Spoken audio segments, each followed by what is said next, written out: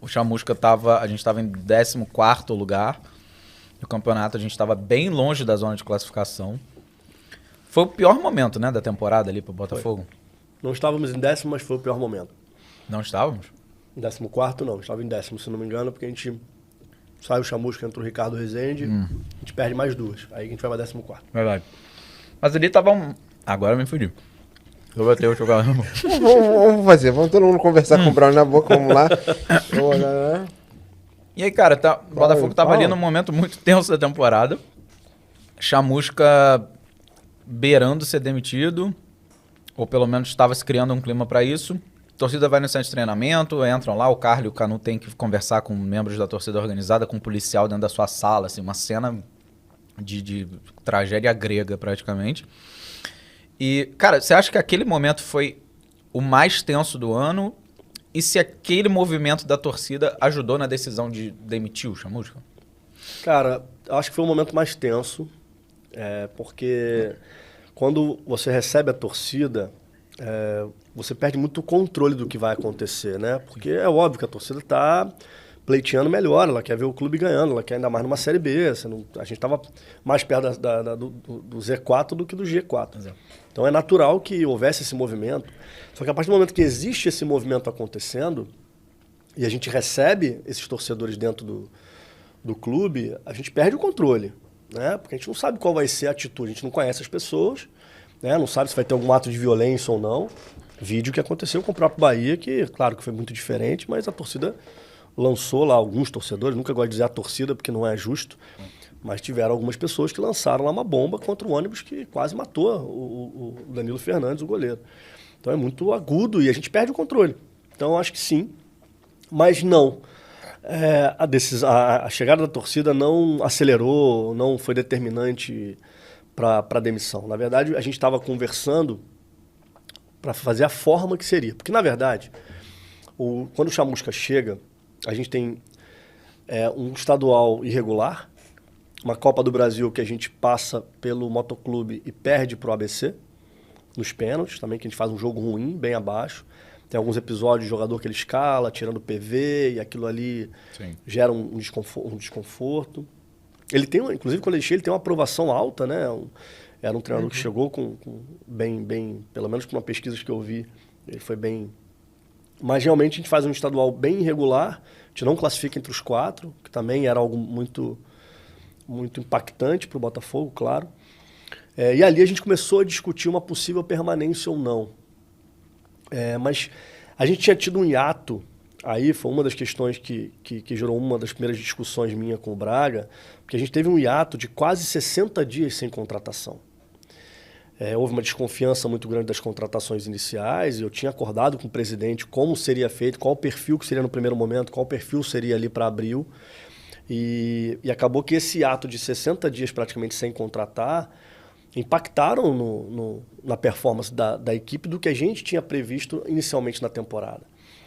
Então, o que foi discutido antes de começar a Série B foi que não era, sem ter entregue as contratações que a gente ainda precisava fazer para equilibrar o elenco, na minha visão, não era justo transferir simplesmente para o treinador. O Botafogo, nós, enquanto gestão do clube, tínhamos responsabilidade.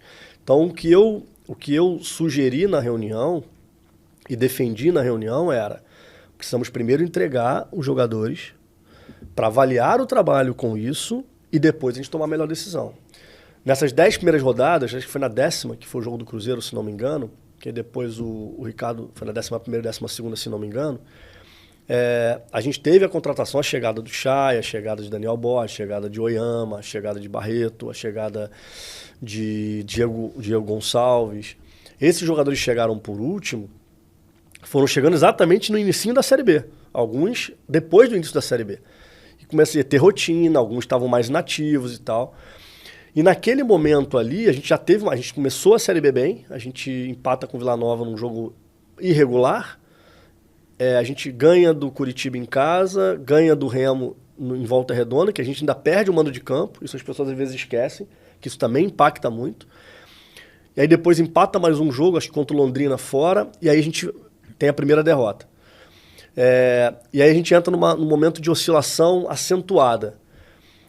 E aí a gente acha que perde 2 jogos seguidos, se não me engano, e vai para 10º colocado. E vai jogar. Aí antes de jogar contra o Cruzeiro, a gente faz uma reunião e fala. E aí entra numa discussão importante, porque uma coisa era performance, a outra coisa era resultado.